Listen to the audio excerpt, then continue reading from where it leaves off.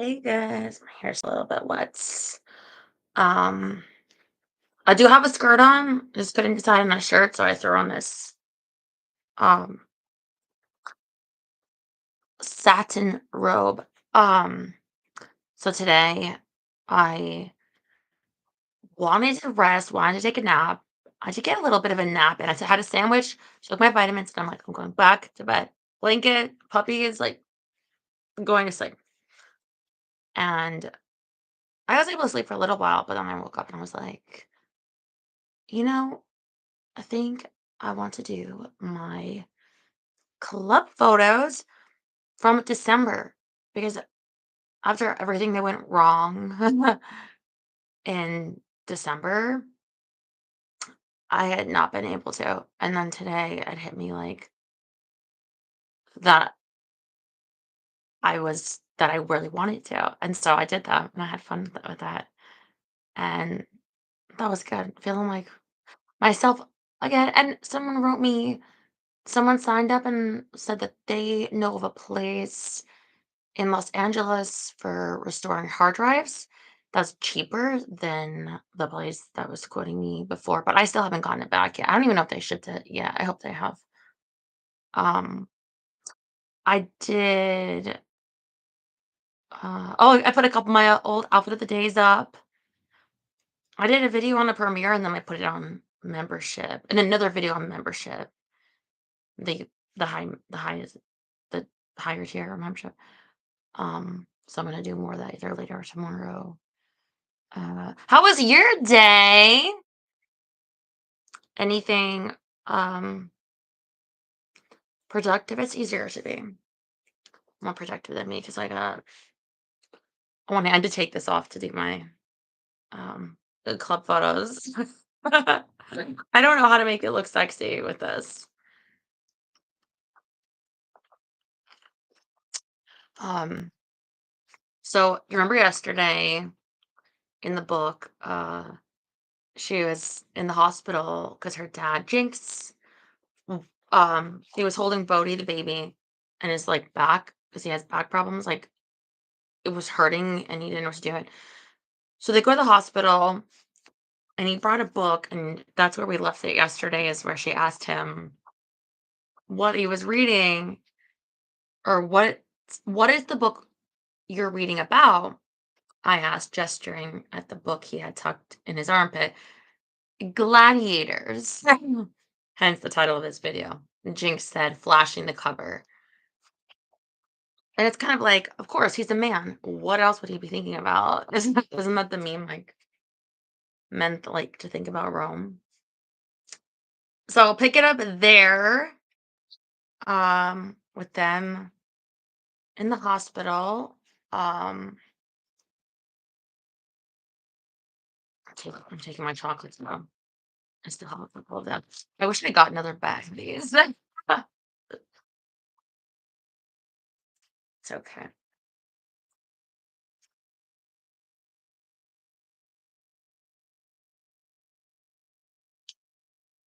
I have to remember to bring my trash out tonight.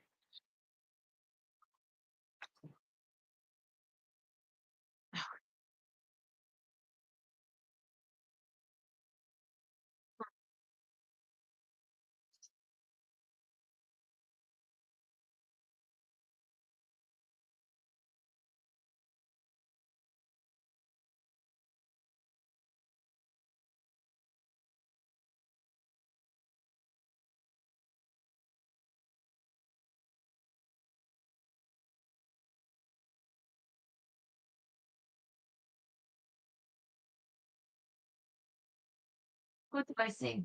One thing about gladiators. Are you not entertained? Sorry, my skirt. I recently watched that movie this at the end of last year because I wanted to see Gladiators too. I didn't get to see it because I signed up for that um on Cyber Monday because I wanted to see Wicked, and I signed up for that Cinemark like movie club or whatever. But it'll probably be on.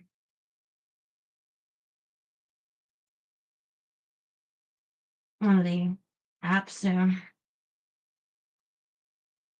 So last night I watched the first episode of this new show. I saw an ad for it actually on YouTube, and I wanted to see it, but then um my TV broke, and because it premiered on the 7th. There's only one episode of it. It's called Doc. Um and it was good. I would recommend it. I think it looks like it's going to be a good show. And then I watched Night Bitch. Oh, which is so weird. It has some of the weirdest scenes. And I say that as someone who has not seen The Substance yet. I really want to. That's apparently weird. There's like this one point, like she's in this restaurant with like people like her snooty like gallery friends or whatever. She's like goes nuts. She's like, "Oh my gosh," and like starts taking food and goes on people's plates and runs out. And I had to pause it to go, what the fuck did I just watch? So if you ever want to take me out on a date, keep in mind it's now on my bucket list to scream. I can crush a walnut with my vagina in a nice restaurant and then steal food from people's plates. That should be fun.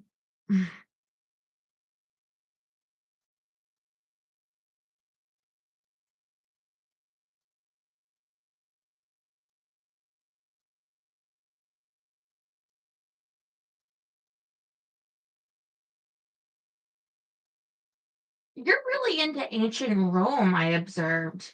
What gave it away? My dad asked, winking. Of the books that lined his room, Rome was about half the titles, or in about half the titles. Why? I mean, what interests you about it? Oh, the violence, I suppose. He gave a cute little shrug, then winced, tried to resettle his shoulders. Because of wrestling, I asked. Sure. Do you feel like, do you feel conflicted about the violence? I asked. My dad squinted, then said in that soft, loud ASMR voice of his, I've spent so many years being defensive that it's hard to tell, recounting to myself how violent football is or hockey. And don't even get me started on MMA. I always wanted to defend wrestling. In a way, it's the most ethical one because we're trying to put on a show, not truly harm each other. It's a bunch of boys from the middle of nowhere, kind of screaming, look at me, love me, look at the insane and beautiful things I can do with my body. I can make you gasp, I can make you scream, I can make you cry. Do you think that, like, when he says about football, MMA, hockey, well, hockey, maybe not. Um, but football and wrestling, do you think that America is like one of the more like violent societies? The reason I took out hockey is because I think hockey is actually bigger in Canada. Because I feel like other countries, like they play soccer, which seems like a less contact sport. And that's like the biggest one in like a lot of countries. Or I mean, basketball is a very American. That's not very contact.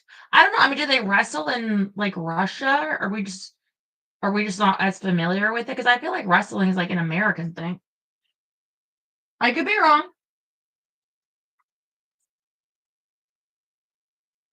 Oh, can I just say something? Mike Riggs, you make me incredibly uncomfortable. Like you write queen, but you treat me with such disrespect that I get the feeling that you write literally everyone that you consider female presenting that. And when I say that, like, I don't know, probably like, you know, gay dudes that resemble like a pornified female look or something. Like, dude, like, you're really weird me out. Anyway, back to the book. That's beautiful, I said, to think about it like that. Even though he was looking better, his skin was still so waxy and pale in the bright light, his eyes sunken. I had never been so aware of my father's mortality. It was palpable, my sense that someday he would die. I'd also never been able to so fully imagine him as the wild, milk white bull my mother first fell for. The young man from middle of nowhere Canada screaming, "Look at me, love me." Actually, that reminds me, um, The Rock, isn't The Rock from like Samoa or something? He was like the wrestler, so they're not all from America. Baseball's big in America, but it's also big in like Japan. And that's not really violent. Um, mm,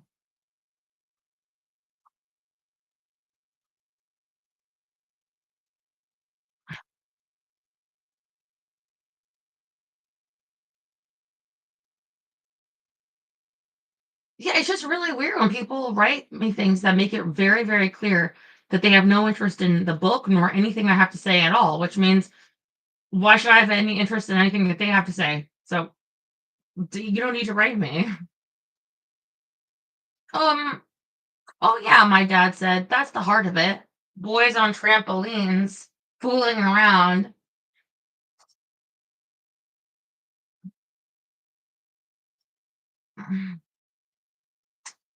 Uh, with their friends. That is the beautiful seed where from the wrestling flower sprouts. But almost all my friends are dead. Not all, but more than half. And sometimes they died in horrific and gruesome ways. So the cost of it is not beyond me. When you said you would never let Bodhi become a wrestler, I thought, what is wrong with me that I would? I don't want that for him. Why was I saying he would take it? He's 4 months old. Even before Bodhi, though, I mean, for years and years, I've been thinking about this, about violence and how much we love it and how we can't stop. And just as all roads lead to Rome, all histories of blood sport lead there as well. We've always been this way, I said. On the contrary, I think we used to be much worse. Really? My knowledge of Roman gladiatorial contests pretty much started and ended with that Russell Crowe movie. The kinds of contests they held would really challenge a modern sensibility. I mean, involving animals, making women fight dwarfs, plays where when someone is killed in the story, they really kill them on stage. Slavery made all this possible as a mental category, of course. I had not thought at all about slavery outside of the context of America. They would make these long seesaws, like teeter-totters, and then they'd chain criminals up at either end and let in, a dozen starving lions and bears and watch as the men all pushed off with their legs, trying to be the one in the air, even though they knew that their counterpart was done, being eaten. That weight would be removed and they'd come crashing down and be eaten as well. His dark eyes were dreamy, focused somewhere on the ceiling. That's horrifying, I said. And little kids would see that. People would watch and laugh and yell and boo, just like a wrestling show. And you have to think about how profoundly different it must have been in their heads. Now we think watching someone be murdered is profoundly traumatizing, except it wasn't traumatic for them. It was fun. And trying to imagine how that worked, what beliefs had to be in place, is just fascinating to me. Well, and in the Bible, they stoned people to death. So obviously, in biblical times. Oh, hi, John. Just that he's reading a book about gladiators. You only missed like half a page.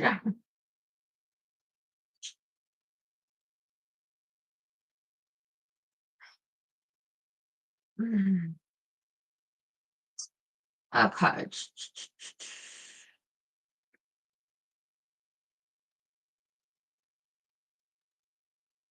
Why do you think it changed? I asked. Like civilization. I don't know what a historian would say, but I would say Jesus love thy neighbor, and it's easier for a camel to fit through a needle's eye than a rich man to get into heaven. In a place like Rome, insisting everyone had intrinsic value, it rattled them. I mean, they killed him for it.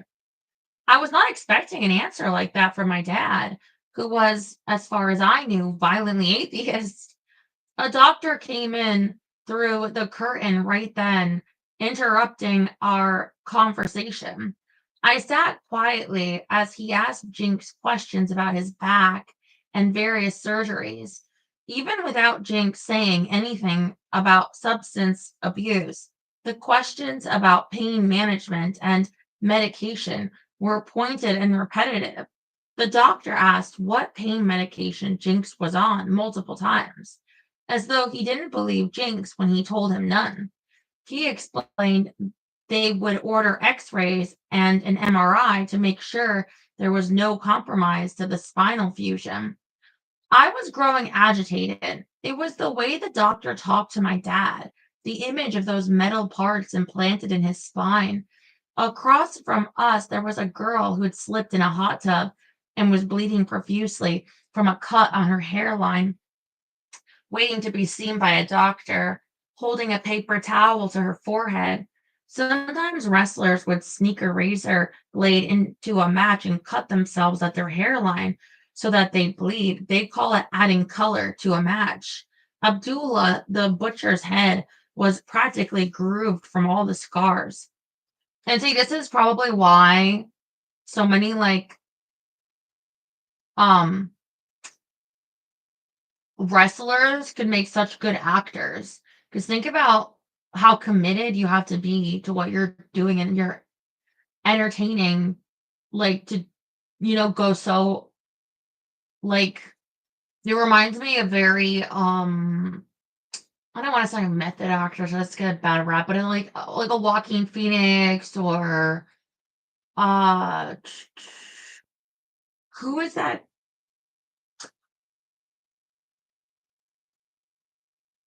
Who was the actor that he was Batman?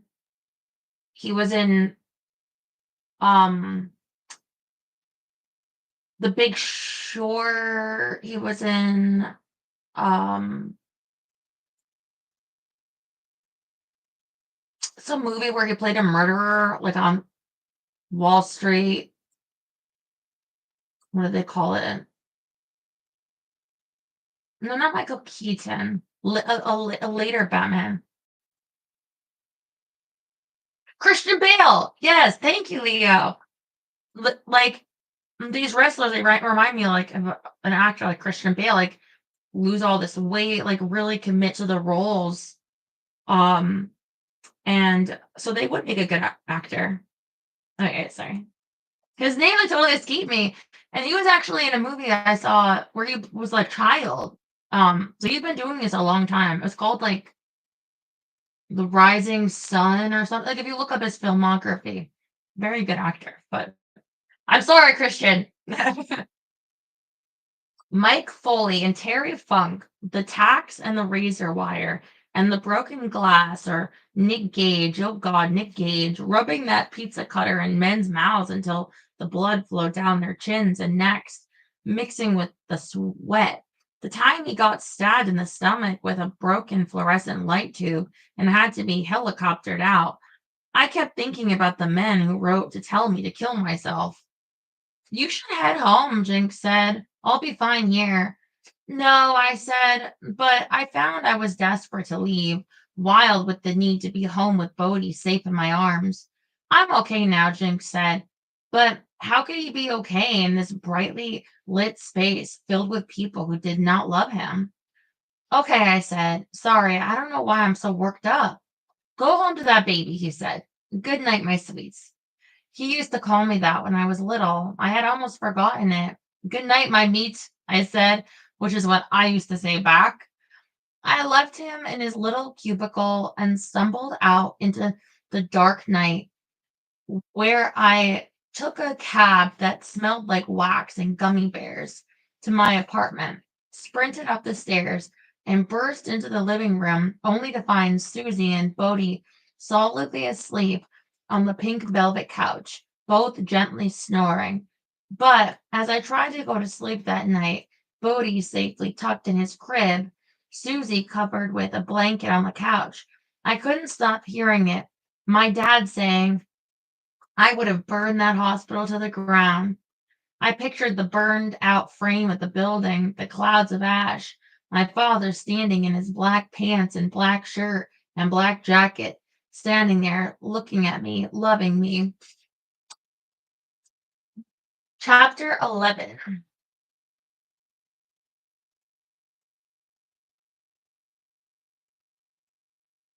Hmm.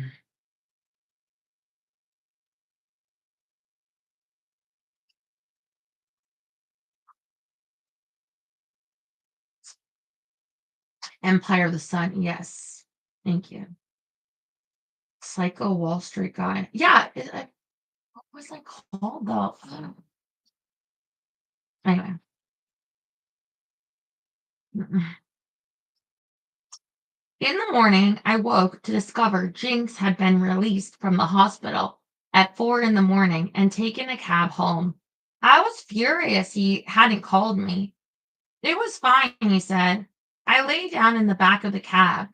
I wanted to ask him if the doctor had sent him home with painkillers, except I suddenly didn't know how. I didn't want to be another nurse checking his hand for a ring, another person who looked at him and only saw an addict.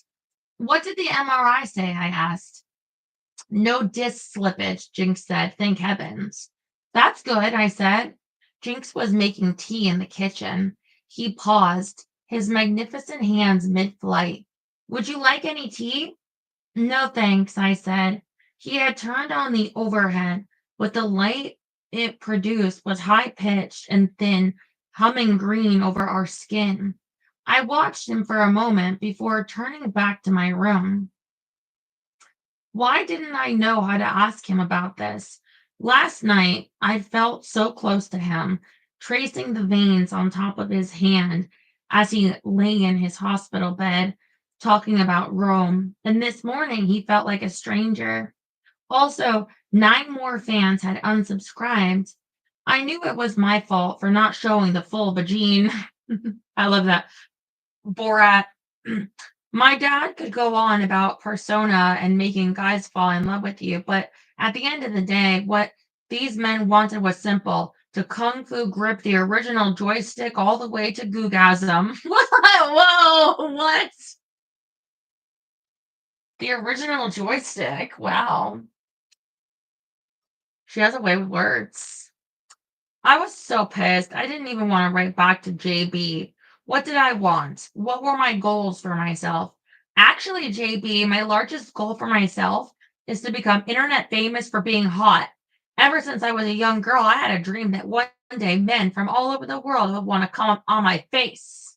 Only it turns out I'm too much of a coward to even do that. It felt good to mock myself in this way because I did want that. I wanted to be famous. I wanted to make a lot of money, absurd amounts of money.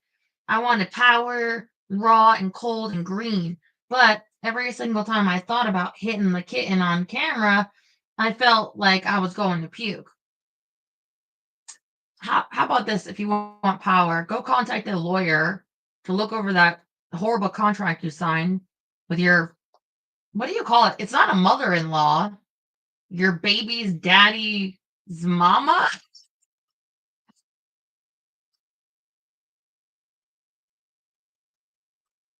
Obviously, I would never say any of this to JB. Not only because it didn't cast me in the best light, but because the dream of being famous was silent, urgent, and embarrassing. Closely kept as a birthday candle wish. Instead, I wrote about food. Dear JB, I am a big fan of fruity candy, with banana flavored things being S tier, lemon flavored things a close second. Banana Laffy Taffy, best candy in the world. Lemon heads, phenomenal. I like runs especially. They always feel special because you can't buy them in the store. You have to find one of those machines like at the mall or in some crusty pizza parlor. Probably the runts have been in there since the early 90s. Oh my god, I love the grape runts. but they are none the worse for it because they are runts, the eternal candy. For special dinners in our house, the archetypal celebration dinner was steak and potatoes, but I never loved steak. I love chicken wings. I understand that wing places aren't fancy, so it seems like a weird choice. If I were to go to a fancy restaurant, I would probably look for some cream-based pasta dish. Anything that is a grown-up version of mac and cheese because I am essentially a giant child. Because I live in California, for fast food, I am obligated to say In and Out, and believe me, it is very good. But, and I hesitate to admit this because it is gross, and I know it's gross. I really love Arby's. A girl after my own heart. If I am alone and sad or alone and very happy, Arby's seems to draw me like the North Star. In terms of the foods I can't stand, okay, I don't like seafood, almost all of it, but I especially don't like octopus. And I have had it at fancy places where the other person was rapturous about it, and I still didn't like it. This borders on sacrilege, but I don't like crab or lobster really either. I won't refuse to eat it, but I'd never be like, let me pay $40 to wrestle 2 ounces of delicate, tasteless meat out of the carcass of this oversized ocean insect. And figs? Fuck figs. Certainly, they do not taste bad, and I can't even imagine getting over the little pinging texture of the seeds, but they're bland.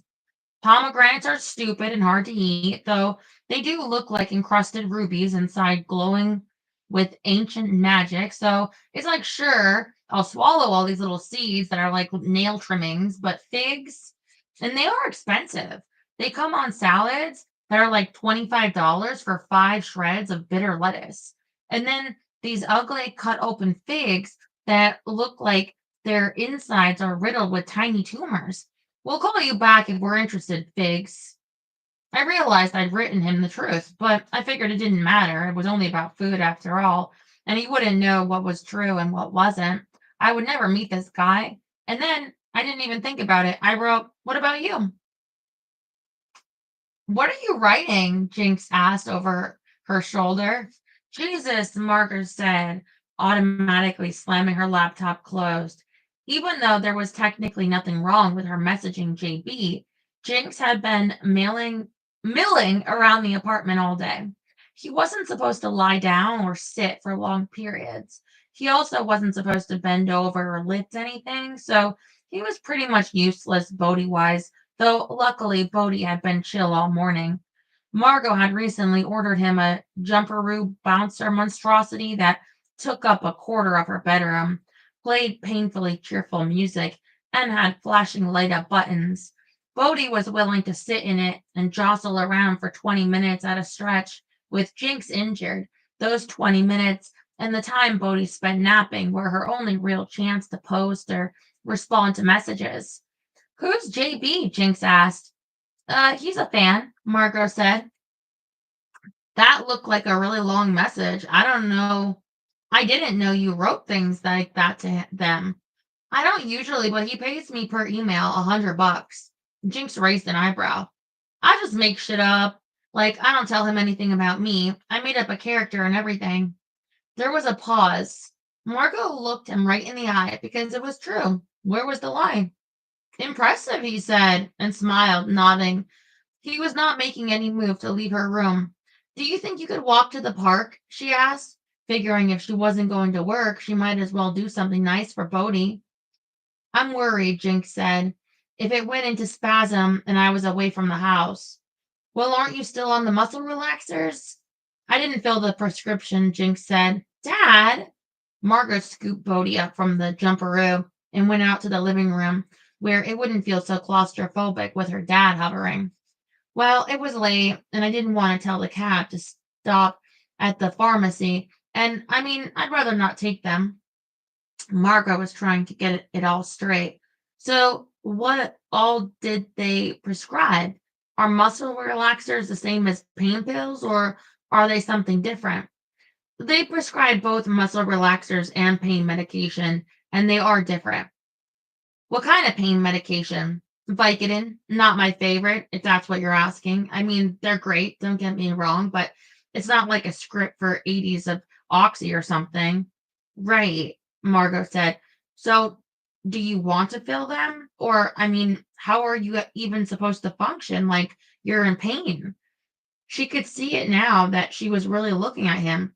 He was all gray colored and sweaty, the muscles in his face strained and tense. But I don't want to start something. I don't want. He broke off. He was almost panting. She waited. I want them so much that it frightens me. And I can't tell if I want them because I'm in pain or because I'm an addict. You're in pain, she said. Okay, what if I keep your medication for you, like in my room, hidden, and you don't even know where it is, and I give it to you only when you need it?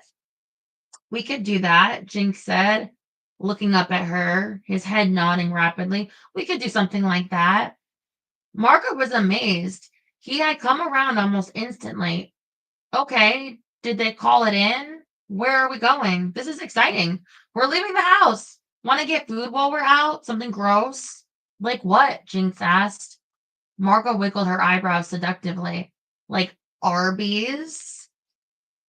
Why can't you, like, I mean, maybe Tylenol doesn't work for everyone, but when I have pain, I just take Tylenol and that works for me. But and I have a broken back, so which I'm working on the mend, but yeah, I know, hitting the kitten. JB wrote back with lists of his favorite and least favorite foods, and Margot found herself rapt. She had to admit he had a point about Pringles. They did taste like someone had already chewed them before you. And he said he loved Rocky Road ice cream, which there was nothing wrong with Rocky Road. She would eat Rocky Road at any time of the day or night, but there was something weird about it being your favorite. Like, better than cookie dough, really?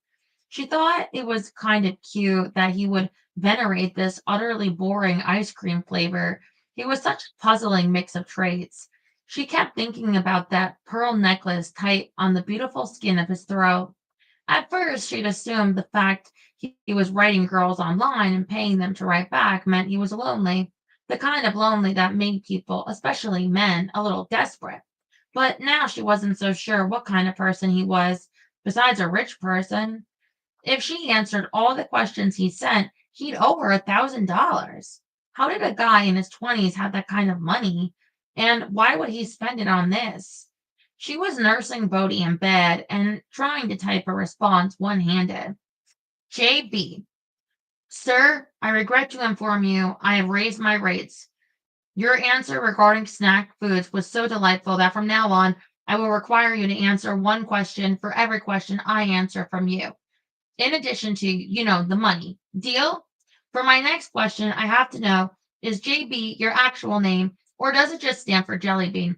I can't stop thinking of you as Jelly Bean.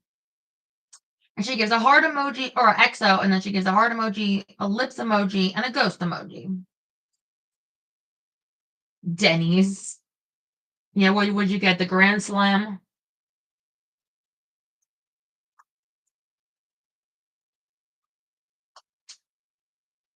Arthur out here giving wrestling facts.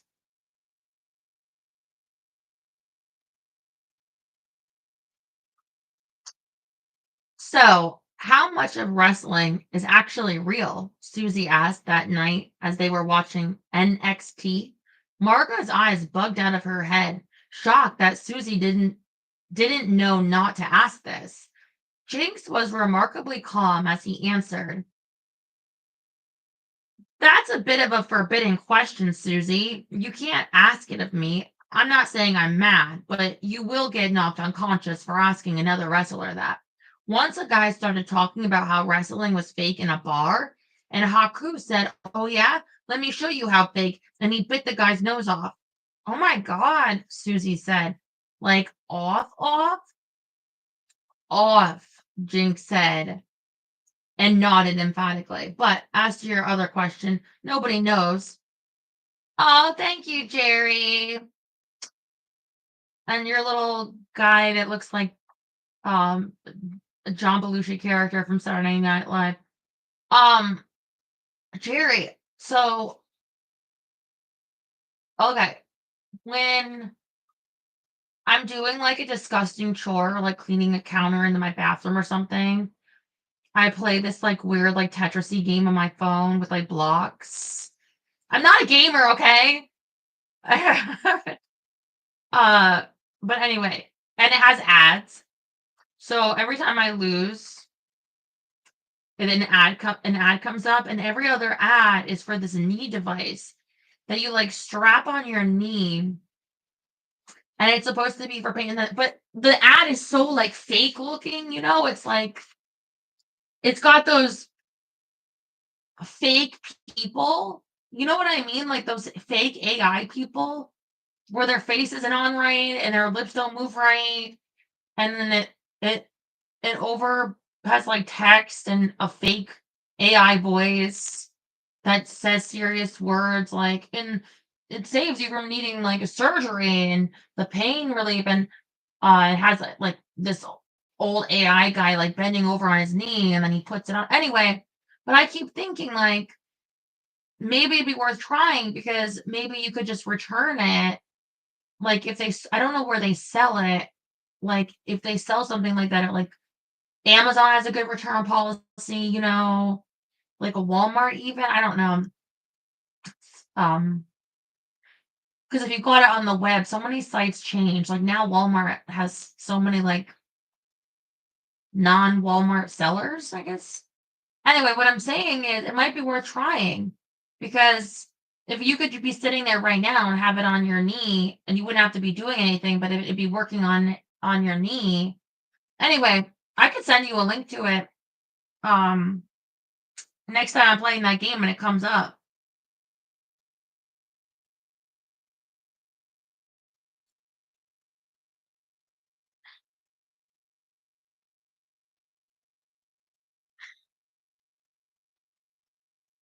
Nobody knows, Susie asked.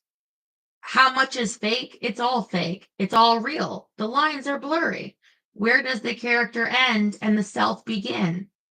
It doesn't help that a lot of the angles are taking real life dynamics and making them larger than life. Yeah, like Vince McMahon is a real life asshole.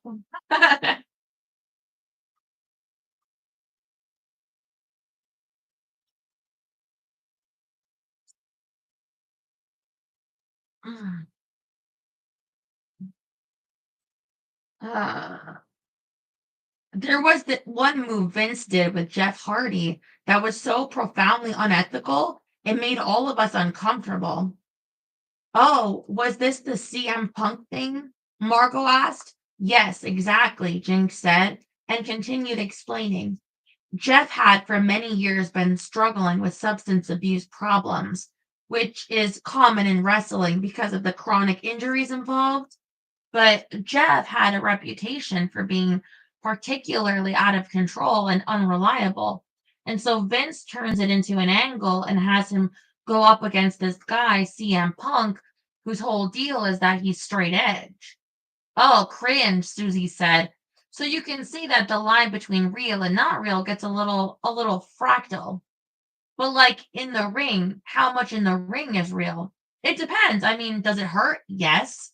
Do you get injured? Yes. Are they out there socking each other as hard as they can in the head? No. They wouldn't be able to work 6 nights a week the way they have to.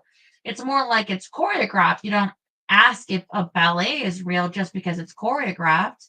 Right, Susie said, though it was clear this answer didn't entirely satisfy her. Is boxing real, though? That's the magic, he went on. It has to be authentic to work, but it also, by definition, fake. You're dressed up in neon spandex and holding a microphone. That is not how fights actually happen. What do you mean it has to be authentic to work? Margot asked. I mean, the match, even if it has incredible acrobatic spots, still must have the psychology of a real fight. If a persona is too fake, it doesn't work. You'll never get over. It has to ring true. But it can be a hard thing to understand about yourself, to say, these are my defining qualities, condensed, distilled. Yeah, that seems super hard, Margot said. Inside, her gears had already begun to whir. Maybe she'd been thinking about it all wrong. She didn't need to become more like Arabella. Margot could never be that thrillingly bluntly aggressive. Certainly she couldn't ever play Fortnite that well. Maybe what Margot needed was to become more herself. I thought you were saying like make up a character and be that, but you're saying turn myself into a character, almost like turning yourself into a cartoon. Exactly, Jinx said. Exactly that. But it can be hard to see yourself well enough to turn yourself into a cartoon. I feel like so many people that get plastic surgery and Botox, they actually do look like cartoons. Like they look like those cartoons that like people would like offer you like I don't know like where do they used to do that where they offer to draw you in cartoon form? Um I feel like on the streets of LA, maybe a theme park, but I'm not sure. Maybe like an event like a fair. Anyway, people that get a lot of plastic surgery, they look like that. Like a cartoon. Chorus spots. Yeah. Mm. I don't have one, but I feel like someone drew one kind of me once, like a cartoon of me and sent it to me. That was nice. I still have it.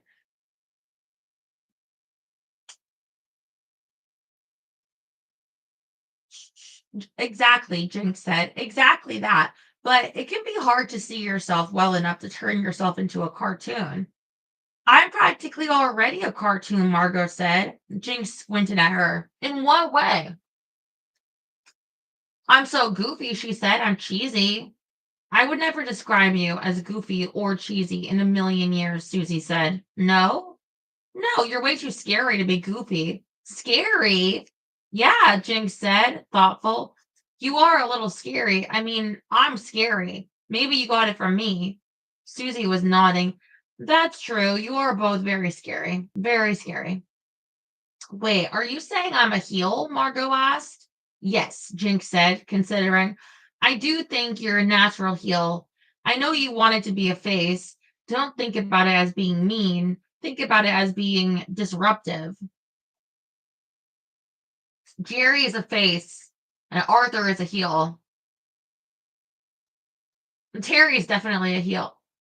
For Terry's wrestling move would be like he's Irish, so we pull like a bottle of whiskey from the back of his pocket and smash it over your head. And like yell something in Irish.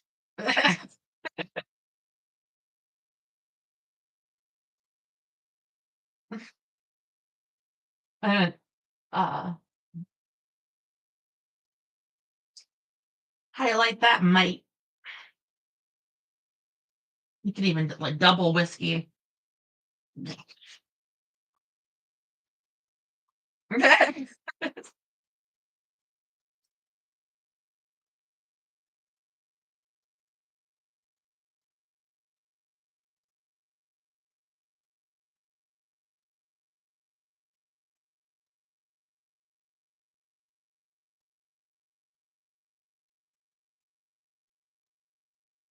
Margot picked at an ingrown hair on her calf. Ew. But I don't see like right now, I'm not a heel or a face. I'm not a person even. I am a set of tits. Like, how are you supposed to make a character when it's just pictures of your body? Arabella had Fortnite. She had something to play, to do. Margaret didn't have anything like that. That is exactly the question, Jinx murmured. He was visibly more relaxed since he had taken his medication, almost euphoric. How to go from being another pair of anonymous tits to the only pair of tits that matter. Oh, I know.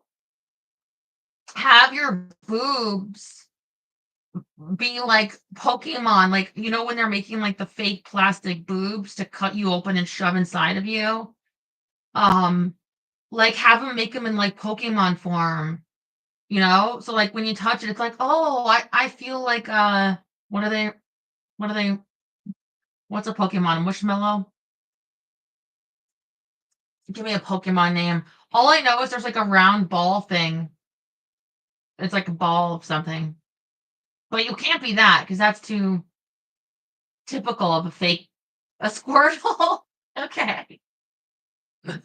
Yeah, so your tit feels like a Squirtle. Let's see.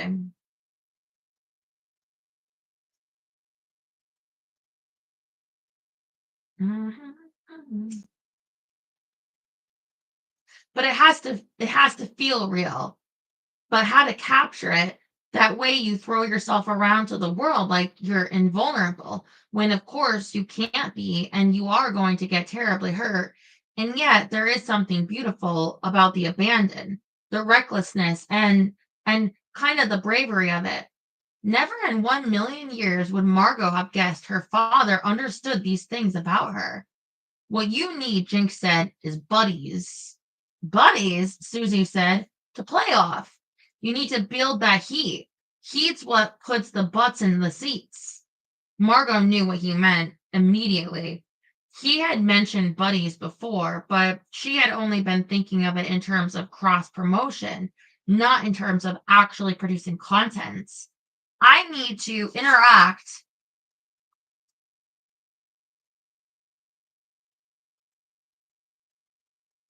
with people. I need other characters to help differentiate myself so that I'm not just a pair of tits. A face needs a heel, and a heel needs a face. Exactly, Jinx said. Bingo, kid. Margot had gotten this far in her thinking before, but she always stumbled in trying to imagine how another person could enter her content without, having sex with her or something. The answer had been right in front of her all along. We need to cut promos, she said. Not the match. She needed the hype in the weeks before the match. How had she missed it? The promos were almost the most important part. They were the reason the audience cared about the fight enough to watch it. What do you mean promos? Susie asked. TikToks, Margot said. We'll make TikToks. Who is we? Jinx asked. I don't know yet, Margot said. Buddies. Buddies, Jinx said, cracking a smile, nodding. I went to Wang Mangler's account that night and found the photo that had been bothering me. It was Wang Mangler in a bikini at the beach. Behind behind her, you could see a pier. And on the pier was a kind of hut, a little hexagonal building with a red roof. I zoomed in as far as it could go. I wasn't 100%, but I was pretty sure that building was on Ruby's Diner and that the pier was at Huntington's Beach. I noticed on her website that she also had a podcast with another girl who did OnlyFans named Succulent Rose. So I went and subscribed to her account and poked around. Succulent Rose looked like an adorable, sexy puppy. She had long platinum blonde hair that hung down her back in an unbroken sheets. She was plump with dramatic fake eyelashes and breasts so big and perfectly spherical, it was like a 12-year-old boy had drawn them on her. Her account wasn't as interesting as Wang Mangler's, and she didn't seem to do dick ratings. She only had 15,000 Instagram followers, about half as many as Wang Mangler. She was very obviously a baby face. I clicked over to Wang Mangler's account and sent her a message saying, I realized we might both be in Southern California, and if that was true, could I ever be a guest on her podcast? I received a message from Succulent Rose saying yes, they were in Huntington Beach, and I did live close enough to drive there. The timing was perfect because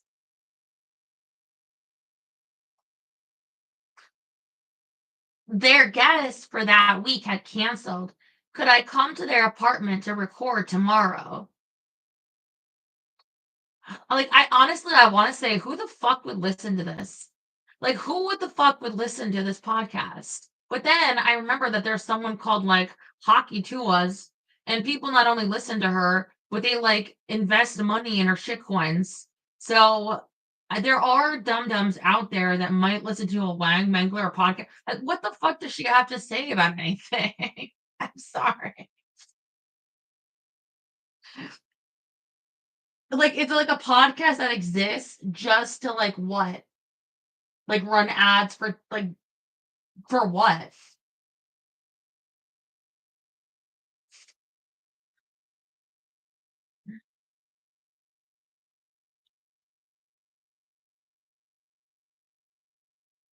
I'm like so irrationally angry that this made up person has a podcast. But she's gonna go on and what's she gonna say? I'll fight you. Okay. Uh I received a message from Succulent Rose saying yes, they were in Huntington Beach. And did I live close enough to drive there? The timing was perfect because their guest for that week had canceled. Could I come to their apartment to record tomorrow? She and Wang Mangler were roommates as it happened. I checked with Jinx. Yes, I could go tomorrow. Susie would call in sick and help with Bodie since Jinx still couldn't handle lifting him. Succulent Rose gave me the address. It was all set. I had no idea what I would say on a podcast and figured I would have to just deal with that in the moment. Yeah, of course, because because you have nothing to say. You know what?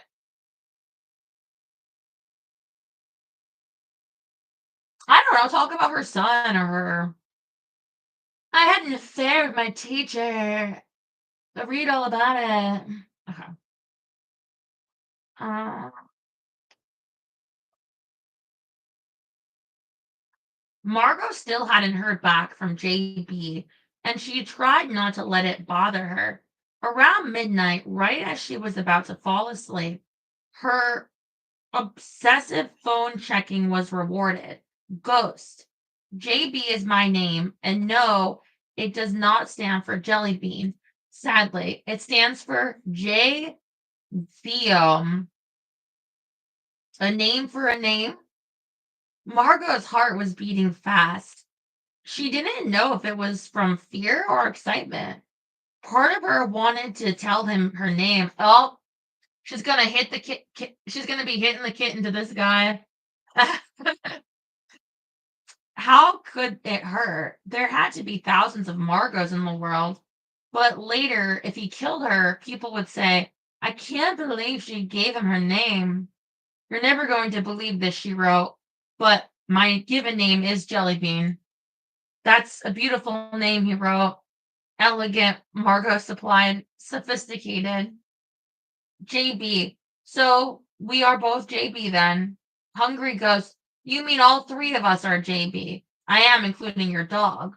A coincidence too large to be anything but the signature of destiny. Hungry Ghost. Well, my mom let your niece name me, so JB gives a smile face or a laugh face. Hungry Ghost. Can I ask you another question? Only if you answer one of mine. Deal. First grade school crush, JB prompted. Hungry Ghost. Easy.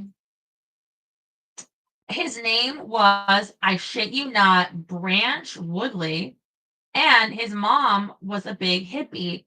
And he would use the tinfoil his mom wrapped his sandwich in to make a tiny hat so his teachers couldn't read his thoughts. We would pretend to communicate with the trees by touching their bark with our eyes closed. My question for you is, are you doing this question thing with other girls on here? JB, no. Wait, her first grade crush? What a weird question.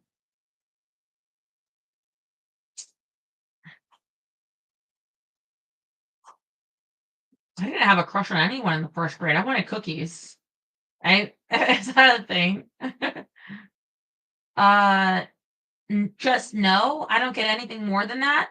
He said $100 tip. Margaret stared at it, a little peeved. Then a message came through. Have you ever shat your pants? What? Margot, yes. Or no, Hungry Ghost, yes. She pressed send. She had shat her pants during chemistry final in high school after eating too many mango habanero wings that night, the night before. Oh my god, note to self, never eat mango habanero wings. I don't I don't get anything more. You don't get naked, I don't get naked. JB gives a laughing face and says, "Fair. Honestly, I was doing this whole thing as kind of a troll. I heard of OnlyFans and I wondered what it was about. You were one of the first girls I followed. I don't know. It seemed more interesting to talk to you than anything else. Like maybe that's a nerd impulse. The only time I ever got a lap dance, I tried to talk to her too. Maybe I just too firmly sexually imprinted on Truth or Dare when I was 12." Margot had always loved Truth or Dare and nodded slowly, considering this. And really, she wrote, if you can't tell the truth to a stranger on the internet, then who can you tell the truth to? Another $100 came through and a message. JB, you don't have to tell me the details of how you crapped your pants if you don't want to. This isn't a fetish thing about poop for me. I was just hoping for a funny story. Well, the first thing you need to know is that my chemistry teacher was inexplicably from New Zealand with a thick, thick accent I found challenging to parse. Dot, dot, dot. So I assume she went on and gave the whole story. So she's telling him the truth. Okay, chapter 12.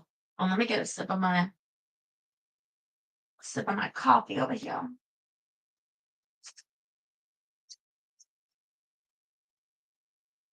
Succulent Rose and Wang Mangler lived in a stucco apartment complex that was quiet as a tomb. Margot's footsteps echoed. She didn't see one single person on her way from her car to their second-story apartment.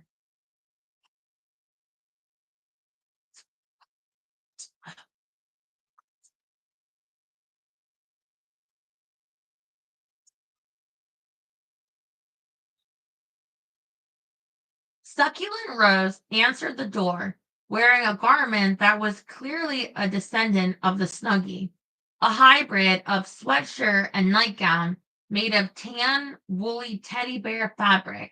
She was braless, and though Margot had already seen many pictures of Succulent Rose naked, the breasts were still very impressive in person, big enough that they moved slightly independently of the rest of her body. "Oh my God, it's so good to meet you," Succulent Rose cried, cradling Margot in a hug. Succulent Rose still had on last night's eye makeup.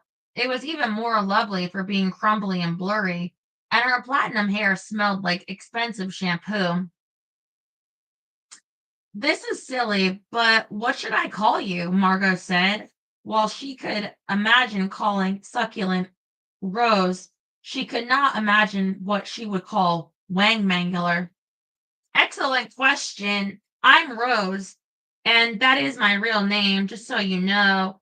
And you can call me that on the show, but she goes by KC. I mean, Wang Mangler. You know what I mean."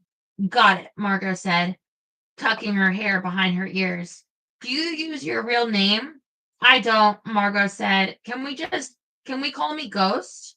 "Of course. Oh my God, you're so cute," Rose said. "You're so nervous. I love it. Just know KC will be totally rude and you will think she doesn't like you. And that is true. She doesn't like anybody. But underneath all that, she is goo and she likes anyone who likes her. So just be brave. She is not a morning person." And the way that they're writing KC is like the letter K and the letter C. So I don't know what that means, but I was gonna say not like the Big Brother winner Casey was spelled with a C, but now I can't remember if the Big Brother winner Casey was spelled with a K. You watched that season, I think, didn't you, Terry? Anyway. Right then, a small white dog skittered into the foyer, looking frantically around and barking. Hush, Rose said, and picked up the little dog. This is Biatch, and she's very, very old, aren't you? Aren't you a little old bitch? Okay.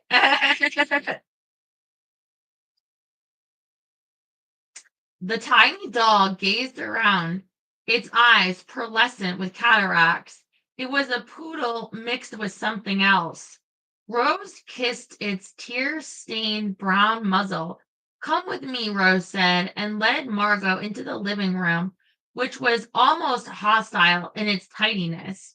White carpet, white leather couch, black metal and glass coffee table. Rose sat on the couch and set Biatch beside her. Instantly, Biatch peed on the couch, yellow liquid seeping out from under her. And this is why we have to have a leather couch, Rose said, heaving herself up to go get some paper towels. I'm pretty sure just because something's leather doesn't mean it can be pissed on. Like, I have a leather jacket. I don't want anyone peeing on it.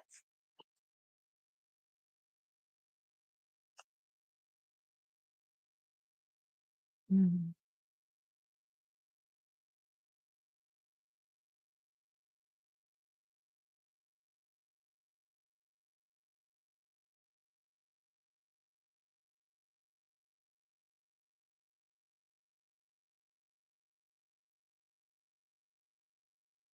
After the pee was cleaned up, Rose brought them coffee in large pink mugs, and she handed Margot a cup. She smiled and said, "You are so hot." Thank you, Margot said.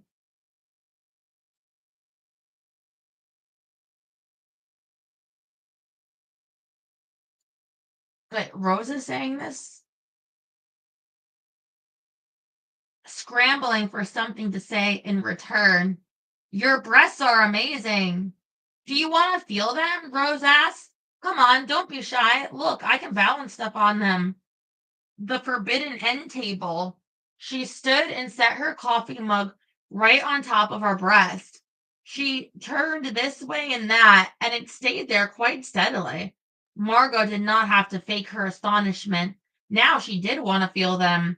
What property might they have that would allow a coffee mug to rest upon them so stably? Are they? She did not know if it was rude to ask if they were implants. Rose said right away, "Oh, 100%. When did you get them?" Margot asked. Like 3 years ago. But I always wanted them. Like since I was 6 years old, I knew I wanted implants. When you were six, did you even know what they were? Oh, absolutely. It was Dolly Parton on TV at my grandma's house. I don't think I knew hers were implants exactly. I just knew she was special. Like she was not a regular person. She was Dolly Parton. Margot's mind was quietly being blown by this. It was true. You couldn't be a regular person with breasts like that.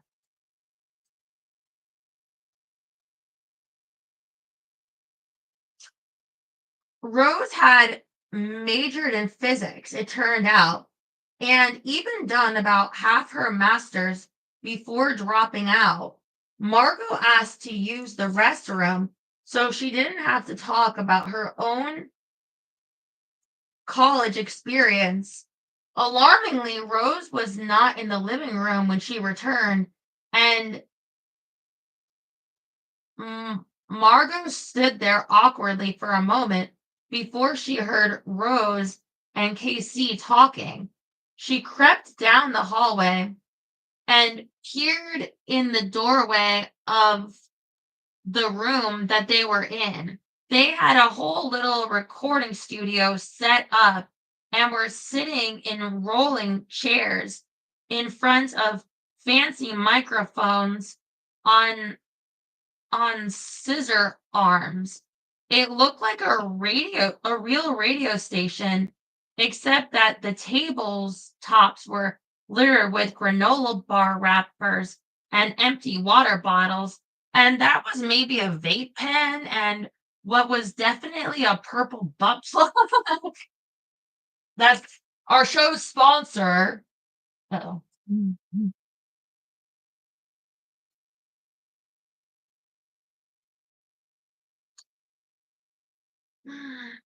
Oh, good. Come in here. We're all ready, Rose said when she saw Margot. Casey did not even look up. She was stirring tea in what looked like a miniature bowl. She was so small sitting in the chair that it was visually jarring. There's yours, Rose said, and gestured to the empty seat, which also had a tiny bowl in front of it. Margot sat and peered into it, trying to understand what it was, a broth or tea that smelled of leather. Margot's seat did not have a fancy microphone. It had a more ordinary one that just sat on the desk. She noticed the headphones and put them on. The moment she did, she could hear everything Rose and Casey said with crystal clarity, like they were inside her mind. Margot picked up her small bowl and took a tentative sip. It tasted like mushrooms and tree bark. It was truly vile. What is this? She asked. Shroom tea, Rose said.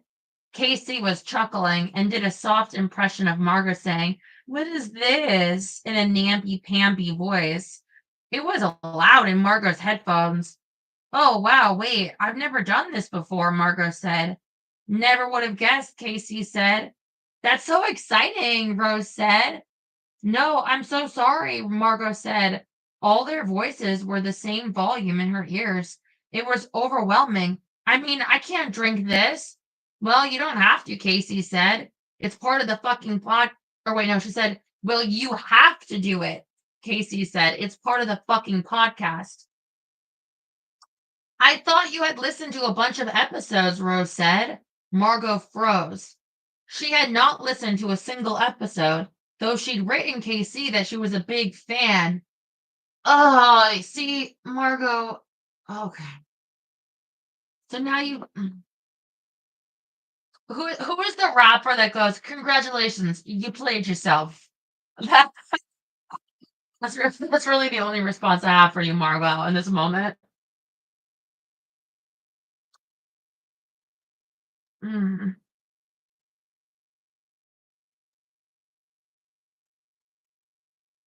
Uh, I mean, I did. I just didn't know it was, required. We do mushrooms every podcast, Rose said gently. That's kind of the whole thing.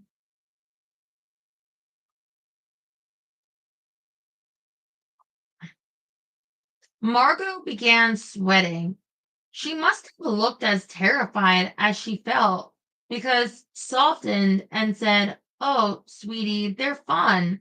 Don't worry, you'll have a blast. Maybe only drink half the cup. Margot nodded and even not even able to speak. We all drink the whole cup, Casey said, with such quiet command that Margot knew Rose wouldn't try to argue further. Okay, are is that legal? Like, I mean, I'm not familiar with all like the drug laws, even in my state, since I have no interest. Um, um,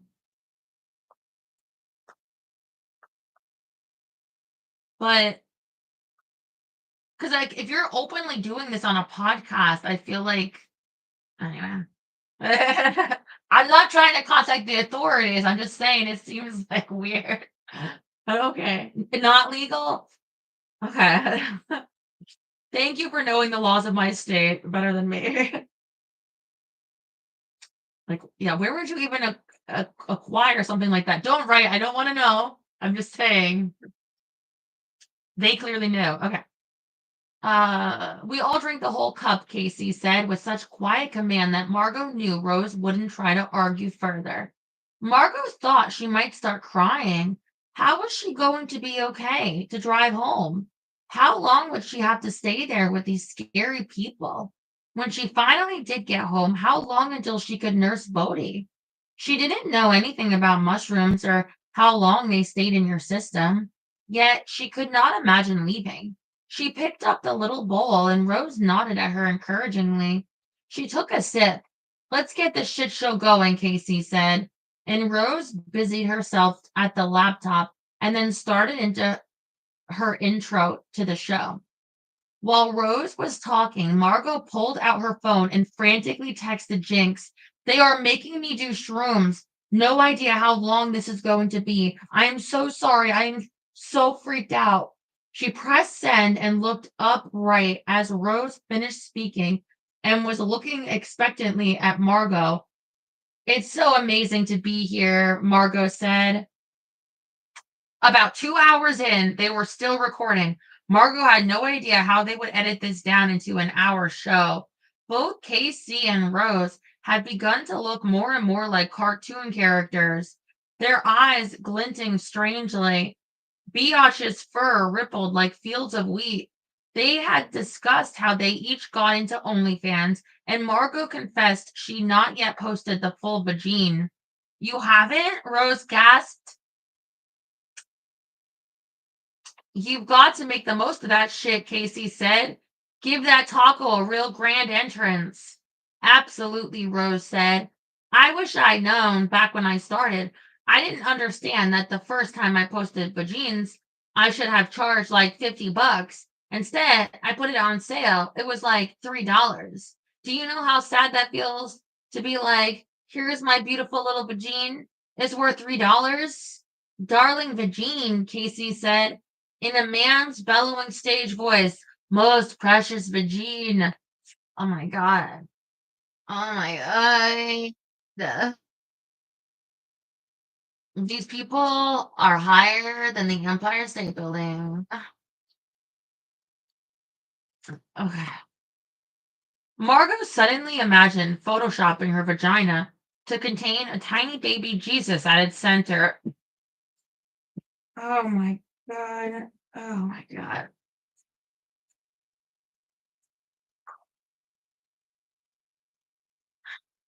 Higher than the goddamn moon. Casey burped loudly into the microphone. "How did you get into doing OnlyFans, Casey?" Margot asked. She was becoming moderately less afraid of Casey, in part because Casey was utterly unself-conscious. She was scratching her crotch vigorously through her leggings as Margot asked this. "Rose made me do it," Casey said. "Didn't make you." "You did," said Casey. "If you're going to waste your life doing drugs and fucking dudes, at least make money doing it." I was like, "Sign me up." "She doesn't care," Rose said, smiling. "Like about anything. I do all her money because literally she would just have millions of pounds of sand delivered to her parents' house."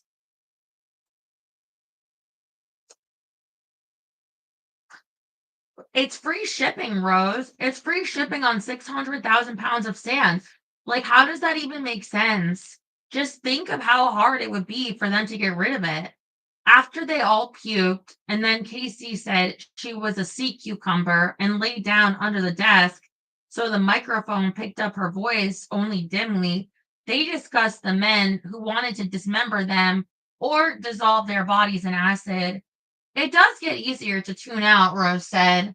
"But then one day a guy will comment with something simple like just butterface under one of my pictures and I'll start sobbing."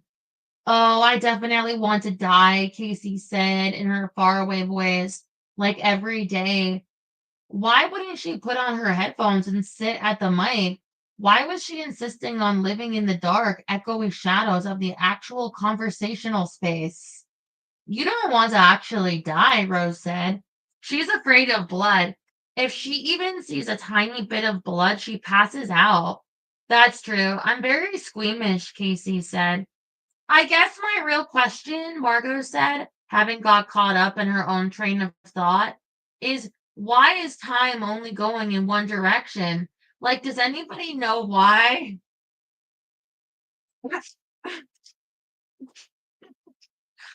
Oh my god, you're higher than the price of a McDonald's Egg McMuffin. You are so fucking high right now. I don't even like listening to your rambles.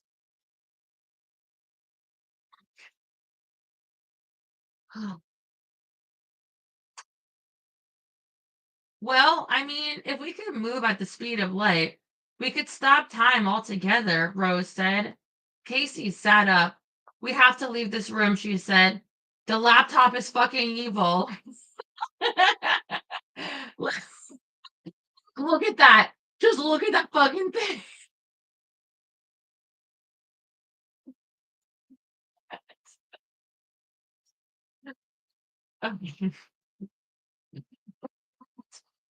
All stared at the laptop. It did seem weirdly malevolent.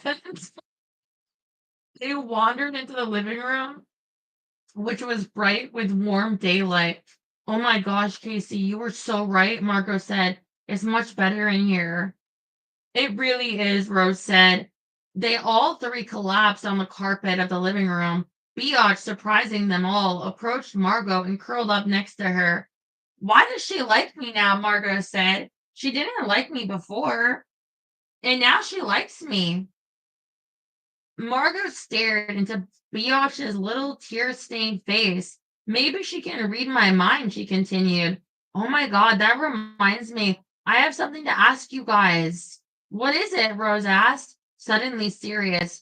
Are you on TikTok? Margot asked. Casey started laughing. That was so anticlimactic. No, I mean, I have this idea, Margot said. She was worried she was not going to explain this right. She stroked Biatch's tiny body. Her breasts were so swollen and nodular from needing to nurse, they felt like heads of cauliflower under the skin. You are not going to nurse that baby like that. Hell no. And she missed Bodhi so much that if she thought about him for even a second, she would begin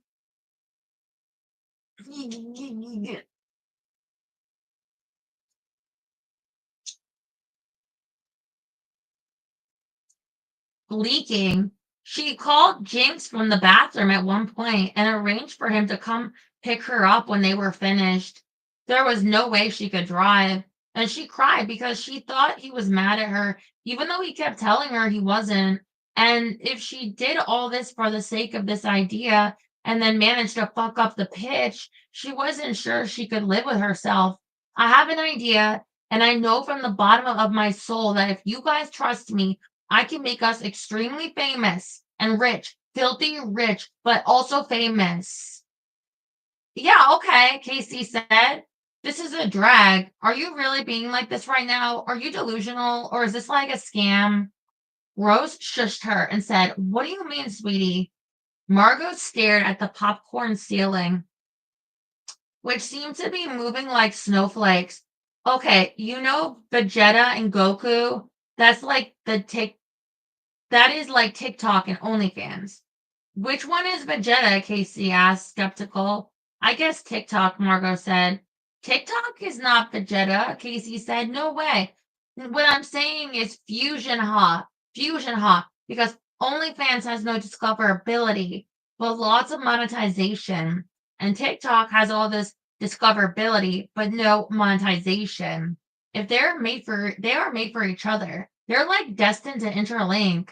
And if you use them together, it's like a superpower. Monetization and discoverability united. So you are essentially saying we should make TikToks, Casey said. I mean, duh. I'm the one who told you to get a TikTok in the first place. No, I'm saying we should use TikTok to build our personas. And for that, we need to work together. If you only have one character, you're naturally limited in what you can do. Mr. Beast works better because he has his friends on the channel. We need that. We could play off each other and make subplots and prank each other. And it would give us something to do that was PG enough for other social media. Now you want us to start a YouTube channel? Rose asked. Well, probably, yeah, Margot said, but I think we should start on TikTok, okay? Look at it this way, Casey. The fact that Rose loves you balances you. Her sweetness makes your bitterness less toxic feeling.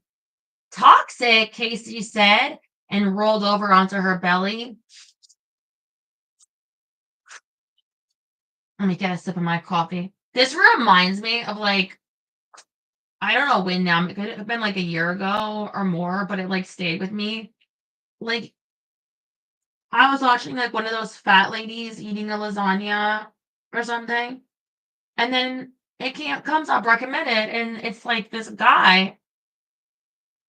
I only know because it's a voiceover and of a man's voice, and oh God, this is gonna be so hard to explain because it's so like weird. But essentially, he was selling courses to guys on how to market like how like essentially to be like an agent or something for marketer for like OnlyFans women like and it was basically he was going over you how a service of like how you find like what's like popular TikToks.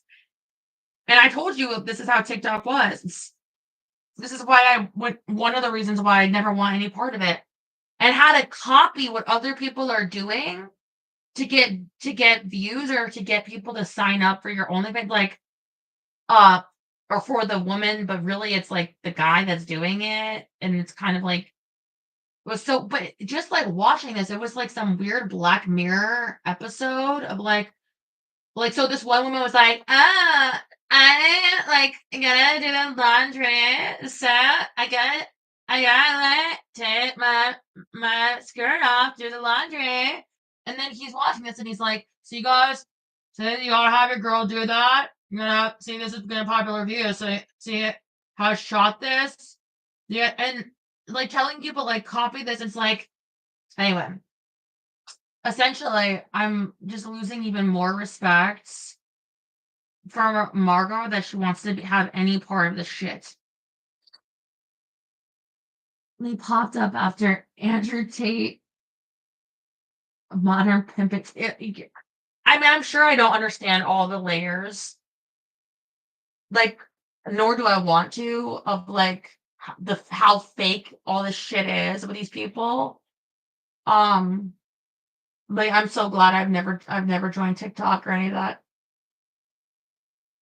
And all this crap about OnlyFans being monetized and charging more for this or that. I've never done that. It's just the one price. That's it. But all right, let's see if it works out. Margot cut her off, and Rose could easily come off as stupid, but it is obvious she isn't because how else could she have tamed a creature as complicated as KC? Rose is not stupid, Casey said. Yes, we know.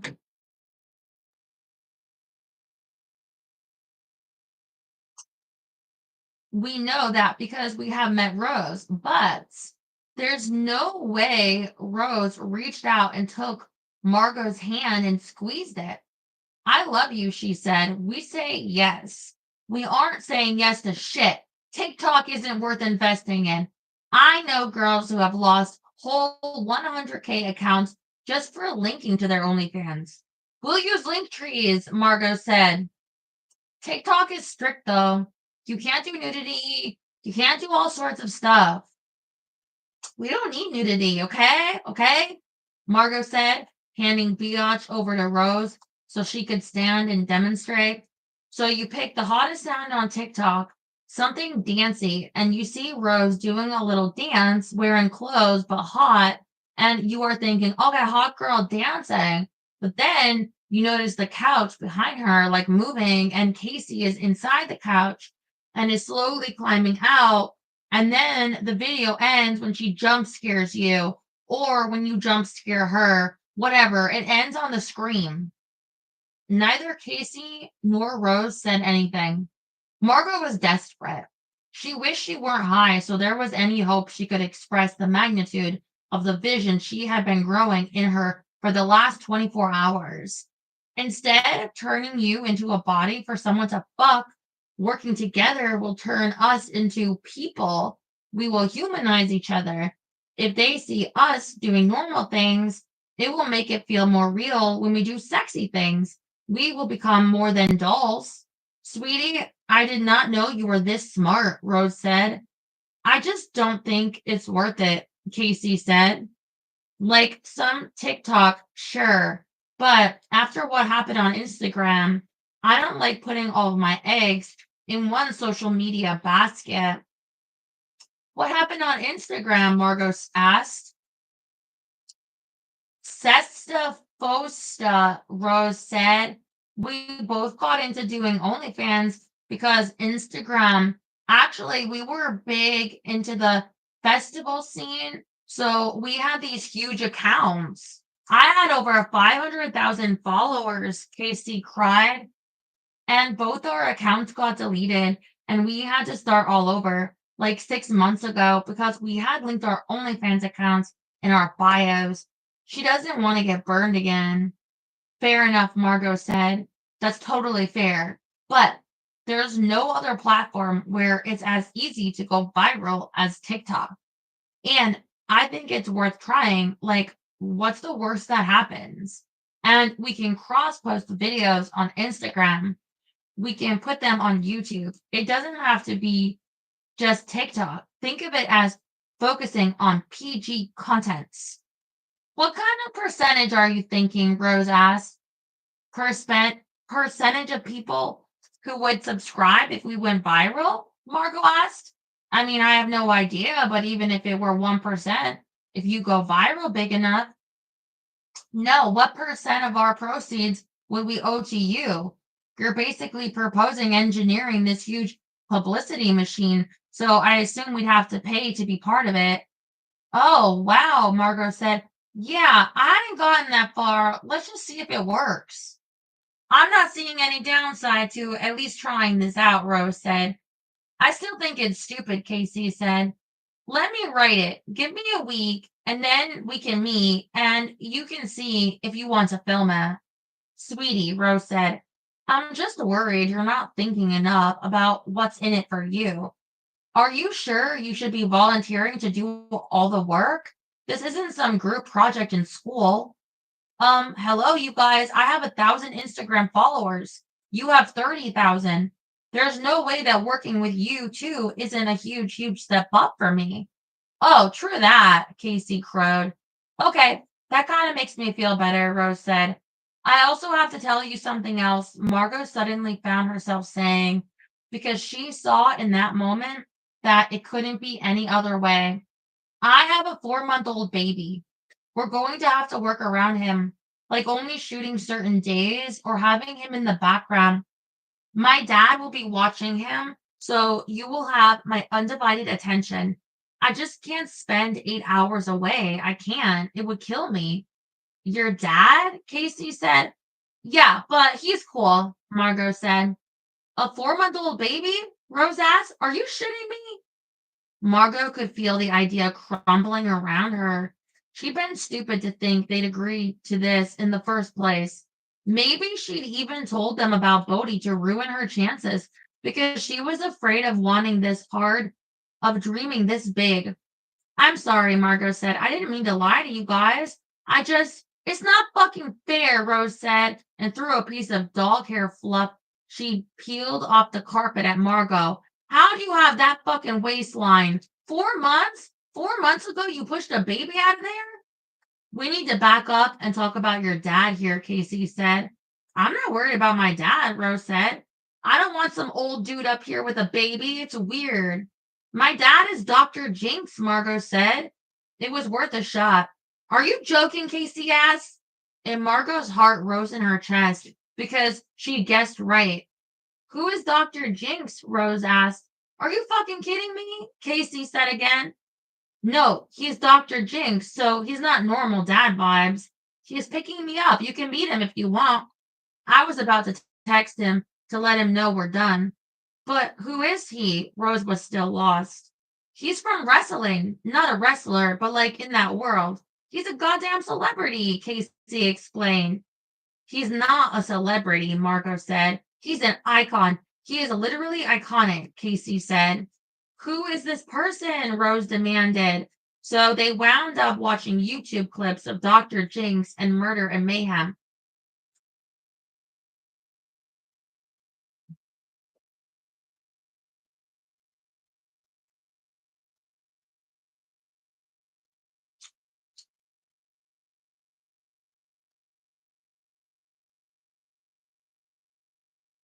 What is your dad like? Casey asked, completely amped at the idea of meeting Dr. Jinx for real, like in person. Margot tried to think about Jinx and what he was really like. The overwhelming feeling of being on mushrooms had mostly subsided, but her mind still felt childlike and fresh, like being in her own head was the most wonderful thing in the world.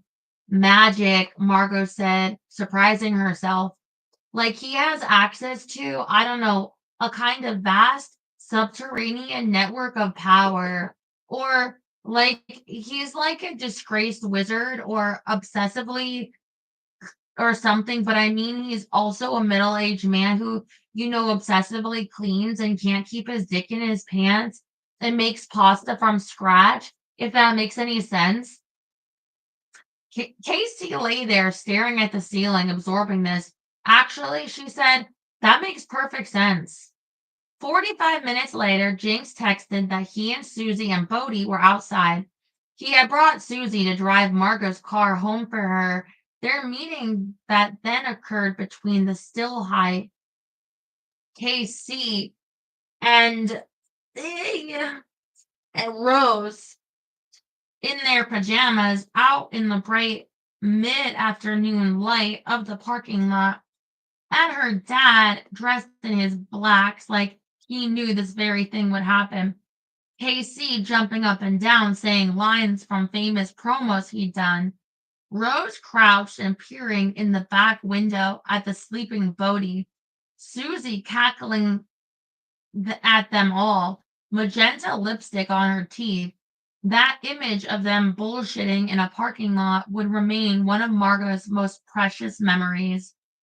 Casey tapping an empty Dasani water bottle or taping onto her thigh, or maybe tapping or taping. Rose's absurd, fluffy slippers against the black tar asphalt, the warped, shiny reflections of their bodies on Jinx's car, a huge group of seagulls suddenly flying overhead, that they should all wind up in this parking lot under a completely cloudless sky, about to embark on this adventure together, felt so ludicrous as to be almost weightless.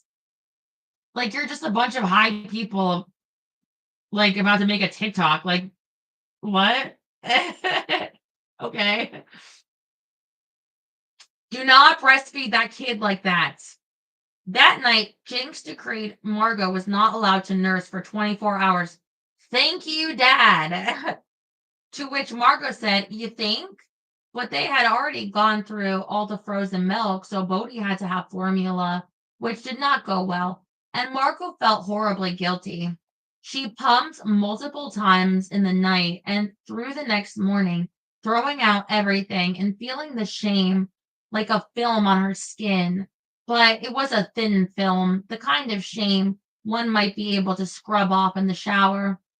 The next day, she woke up before all of them and opened her laptop. She hesitated.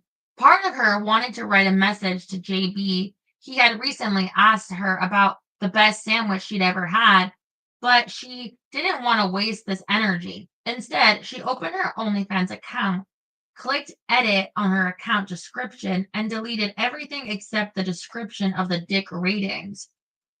She sat there for 10 minutes thinking, trying to write a new intro paragraph. Then she wrote, I am from another planet and do not understand your world, though I like it here very much. Feed me memes and tinfoil and cute cat videos. Give me your boredom and your sadness and your anxiety. I will eat it all. I will eat the buttons off your shirt. your darkest secrets, your keys, locks of your hair, your memories. Come play with me in a world we make up together. I will only kill you a little bit and you will like it. Horrible. Absolutely horrible. Then she exited out, opened Microsoft Word, and began writing the script. By noon, she'd written storylines for her, Casey, and Rose, enough TikTok ideas that they could post daily for a week. She wrote out ideas for tweets and IG posts for them all as well. When she was done, she printed out two copies on her ancient inkjet printer that trembled and moaned like little biatch. One for Jinx and one for Susie. Margot, Jinx said as he gave her his notes at dinner, I honestly don't know if this is a brilliant or a terrible idea. It's a fucking TikTok video. What the fuck? I know, Margot said, but she did not feel afraid. I do know one thing. You need to tell Cheyenne. What? Why? Margot was brought up short. She didn't see why anything in the script would make Jinx think she needed to tell Cheyenne. If this blows up, Jinx said, if you get internet famous, that would be a hell of a way for mom to find out her daughter's doing porn. It's not really porn, though, Margot said.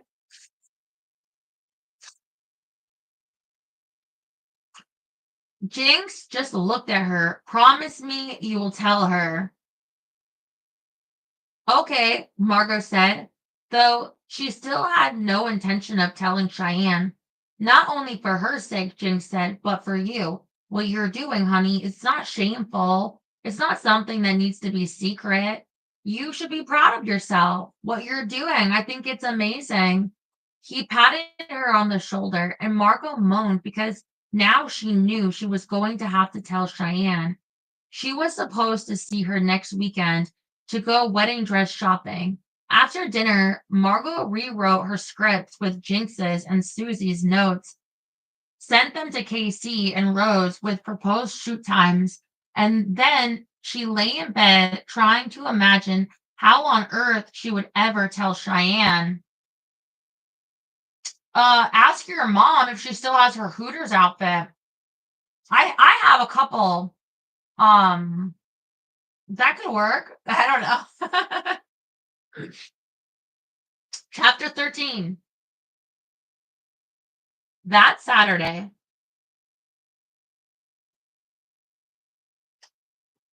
I loaded Bodie in the car and drove to Newport Beach to meet my mom at Fashion Island, the rich people mall, to go wedding dress shopping.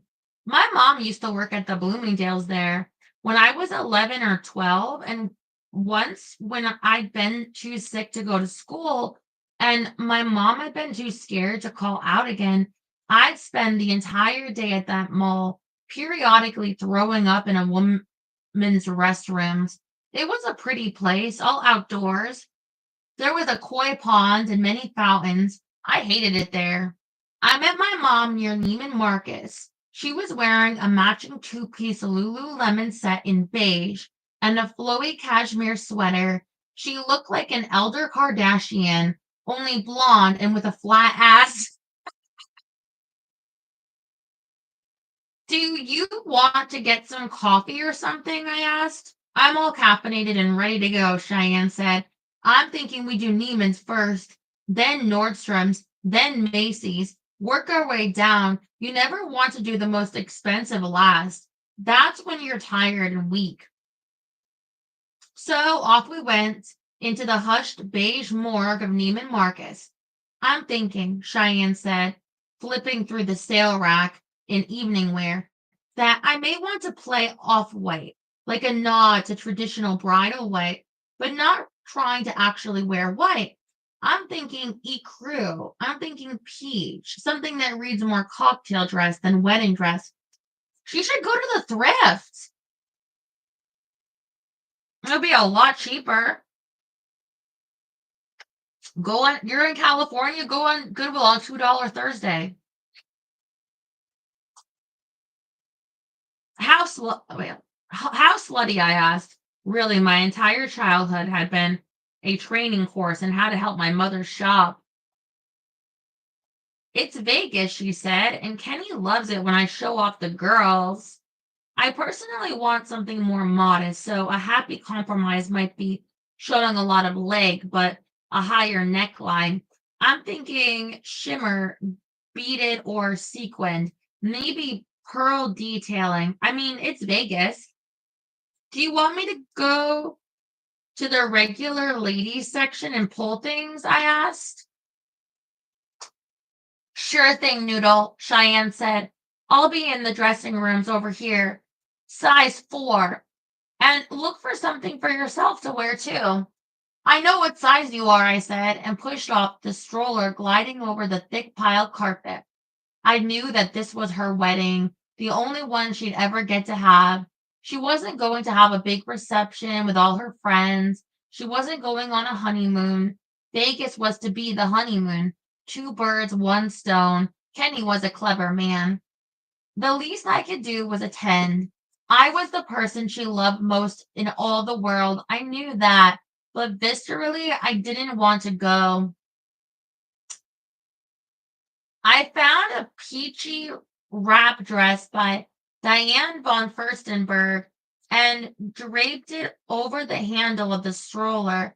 I spaced out for a while, imagining a video I could do where I poured different breakfast cereals over my breasts, then found 3 or 4 more things I thought would suit Cheyenne and found her in the dressing room. The dressing room was gigantic. The stroller and I fit in there with loads of room to spare. There was even a comfy leather chair for me to sit in. Though my mother had laid the clothes she'd been wearing there, I picked them up, sat down, folded the bundle so her underwear was no longer visible, and held the bundle on my lap.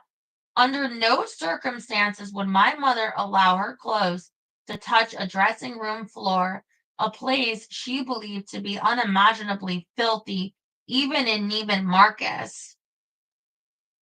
If I had a penny for every time someone has pissed in a lady's dressing room, was a frequent refrain during my childhood, though from my account, she would have wound up with only 5 or 6 pennies. Still, I guess that was enough. She was trying on a silver sequin number that would have been at home on the red carpet, complete with a plunging back so low it showed her actual butt crack. She was turning this way and that, examining herself in the mirror. Whenever my mother looked at herself in the mirror, she looked flat eyed like a parrot. Speaking of red carpet, I heard that, like, not that one of the one of the awards shows was canceled, but that it was delayed, but I don't know which one. I guess they're probably all like delayed because of the fires. I can't believe that shit's not done already. Oh, literally, we need to get the entire world to start donating their water bottles over here.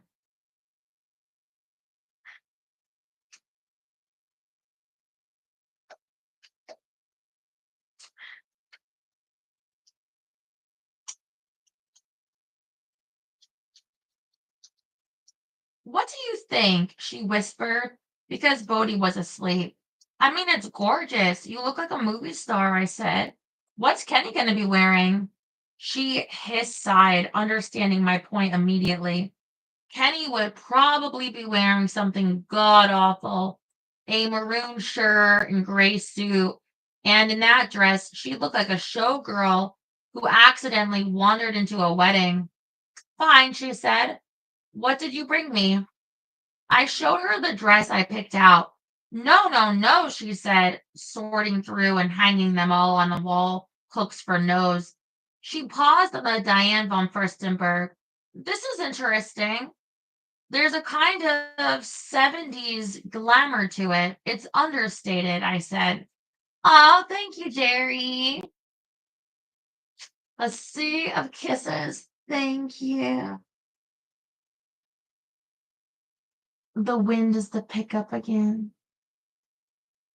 See, after the pandemic, they don't have like dressing rooms in the thrifts anymore that I would go to. So I never use the dressing room. I just have to get guests, and I don't really shop anywhere else except maybe um on the internet. But I don't go as much as I used to because I'm trying to save more money. But anyway, I know that they don't let you try things on.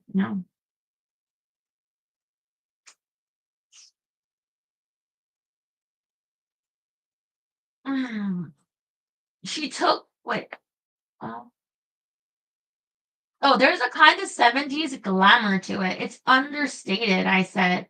I knew it didn't have beading or sequins, but in my opinion, she didn't need the glitter. She needed a dress that said, I'm getting married on purpose, and it is not a mistake. She took off the silver gown and tried on the Diane von Furstenberg. At first, it seemed too big, but when she pulled the waist in and tied it, the fit was perfect. She looked beautiful and powerfully herself, a version of my mother I knew and recognized and loved. I don't know, she said, turning and looking at her butt. I knew that if I pushed too much, it would turn her against the dress. So I said nothing. She turned around, sighed, pushed out her belly, and slumped her shoulders. This was something she did, examine how she would look in her worst moments. It was always better, she believed, to wear something you couldn't look bad in than something you could only sometimes look great in. All right, she said, her tummy pushed out as full as it could go. It's a maybe. While we were at Nordstrom, my mother asked if I had gotten that job at the seafood place, a lie I had completely forgotten. No, I said. We were now in lingerie, looking for a nightgown she could wear on her wedding night. Margot, what have you been doing? You got to get your ass in gear. It's not like you to let something fester like this. It's just so complicated, I said, with childcare and make Jinx watch the baby. He's great with babies. She was stretching a thong like she planned to use it to rope cattle. Well, Bodie won't always take a bottle. Excuses, Cheyenne said, moving on to the next tower of underwear. She was right. I thought about Jinx saying I had nothing to be ashamed of. Why couldn't it be true? I've been doing some work on this website and it pays pretty well, I said. Filling out surveys? Margot, believe me, I've done the math. You wind up working for pennies an hour. No, it's basically, I was trying to think of some way of saying it without the word porn, but kept trying to pretend it wasn't porn, except it was porn.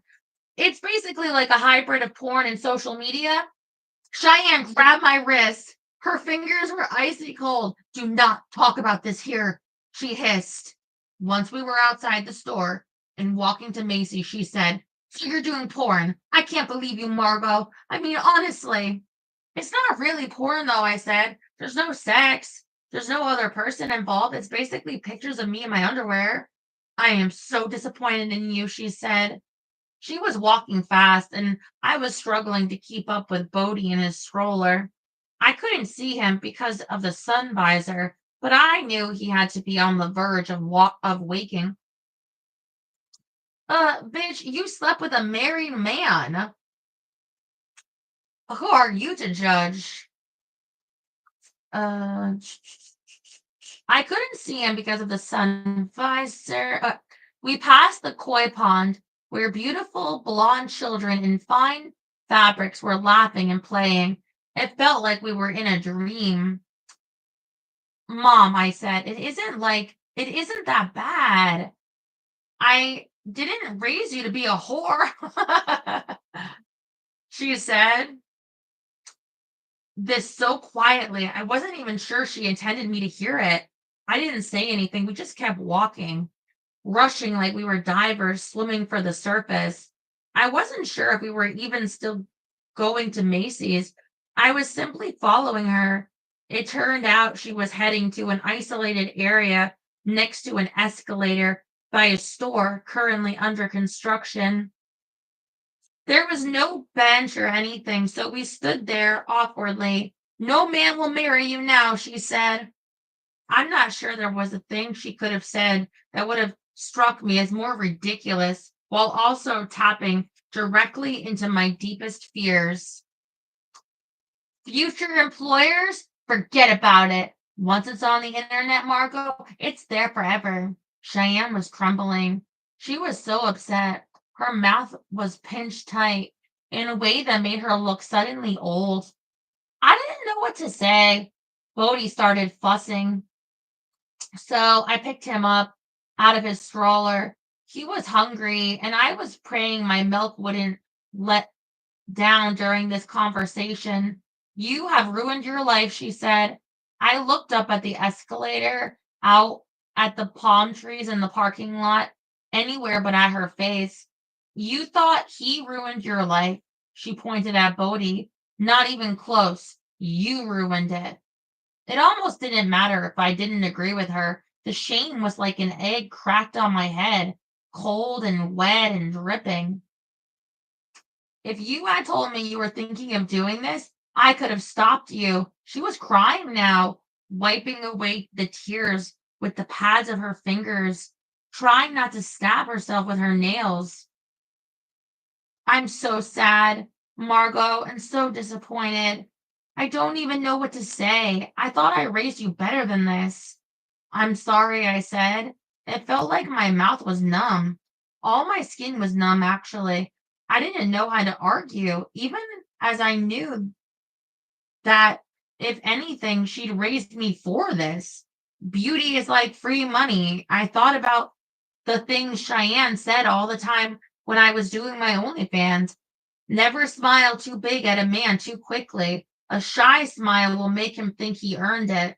Never sit with your purse on your lap. It's blocking your coochie. Men love hearing their own names. Always call people by their name. Mama, I said, terrified I would start crying. The thing is, I'm good at this, and I think I don't care how good you are at it. Jesus, I can't believe you would even say that. It's not just about the sex, though, I tried to argue, thinking even as I said it, all the guys who dropped my account because there wasn't enough sexual content. It's about building a brand and using social media. And no, this is about giving people everything they need in order to decide you're a piece of trash who doesn't deserve shit. This is about losing the respect of every single person who would ever help your sorry ass even a little. Whoa. I thought about Jinx and hospitals and engagement rings and men strapped to teeter totters being eaten by starving bears, but I had no clue how to narrativize any of that for Cheyenne, how to put together all the puzzle pieces in her mind the way I had put them together in mine. Mama, Bodhi said, grabbing a fist of my hair. Mama, Mama, the first time he ever called me that. I'll do Macy's on my own, Cheyenne said. Okay, I said. Mama, Mama, Mama, Bodhi cried, delighted with himself. He shook his little fist with my hair clenched in it. Cheyenne stalked off up the escalator and toward Macy's. I hugged Bodhi tight to me. Mama, I said. Mama, he said. Yes, I'm Mama, I said. He yanked my hair. Are you hungry? I asked, wiping the tears off my cheeks. Let's find a place to nurse. I found a bench and pulled out a boob. Didn't even cover up with a blanket, just a nurse for all the rich people to see. Susie had convinced Margot that her target demographic was nerds, and she ought to familiarize herself with their major franchises. I'll put you through nerd school, Susie said. It will be great. Nerd school was mainly, it turned out, playing video games and watching anime together. And Margot secretly thought perhaps Susie had only wanted a friend. She didn't object. She liked Susie more and more, she found. That night, after playing Minecraft with Susie for a couple of hours and dying repeatedly by falling in lava, Margot tried to write JB. She looked over the questions he had sent. The sadness of the day with Cheyenne had let in her a deep well. She thought she could use it. Maybe she could pull the dagger out of her gut and put it into his. That was what writing was, wasn't it? She decided to answer his question about childhood pets. More and more, she'd begun simply telling the truth when she answered his questions, then changing things around to match the lies she'd already told. It made her think of the old classroom arguments between Mark and Derek about how characters weren't real people. Mark was always insisting that characters weren't real. They were always a pawn of the author. Our job, he insisted, was to try to understand the author, not the character. The character was merely the paint. We needed to try to see the picture the paint was making. Margot didn't know if she believed that or not. Surely characters sometimes took on a life of their own, but it made her feel better about lying to JB somehow. Like, even if she was lying, it was okay because she was using the lies like paint to try to tell him something real. All right, I think we'll end it there for tonight because it begins with her saying some long answer to JB. There's only a couple pages left in this chapter. And we'll also do chapter 14 tomorrow. What did you think of that? Oh, let me put on my robe.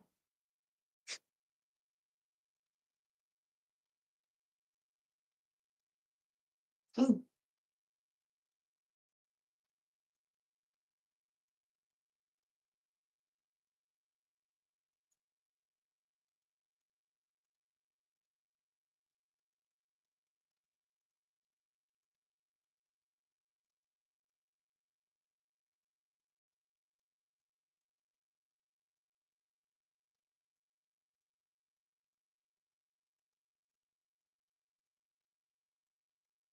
Margaret's going down the wrong road.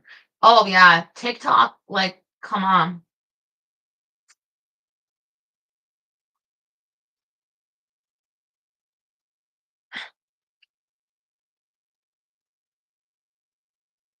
Ugh. My mom, she always knew that, like, I wanted to model and like act. And so, like, I think it's like a given. Like, if you're acting and modeling, there's nudity. Like, in art, nudity is like always been there. Like, I don't know, like that was never anything. Um,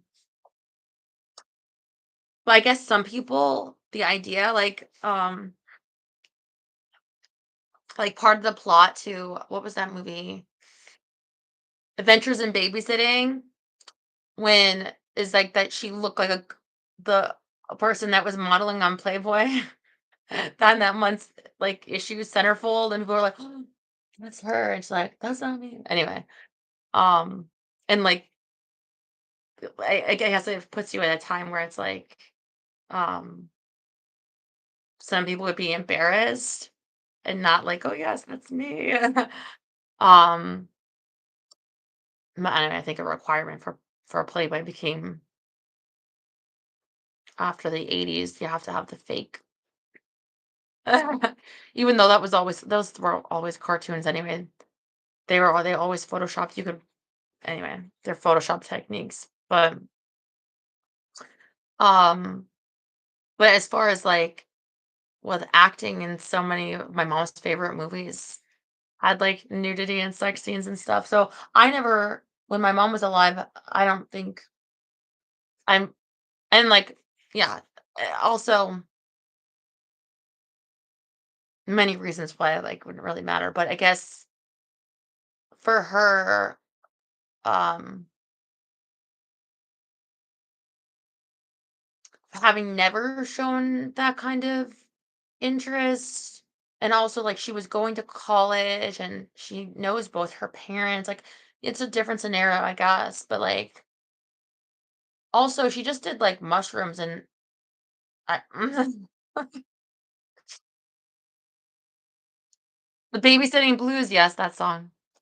I personally couldn't even get in front of the camera. Never mind nude scenes. Okay, but what if it was a movie where it involved, like, being, like, a motorcycle rider? Great reading. I know, like, I'm so interested in how this, like, relationship goes with the JB because she obviously likes him. He likes her. And she's also finding herself kind of. So maybe she didn't want to do this before, but she was only 19 when she had Bodhi or 20 when he was born. So maybe she's like, she likes this. So I don't know. And maybe she has some friends, but like that her friend Becca was like gone. So she doesn't have any other friends. So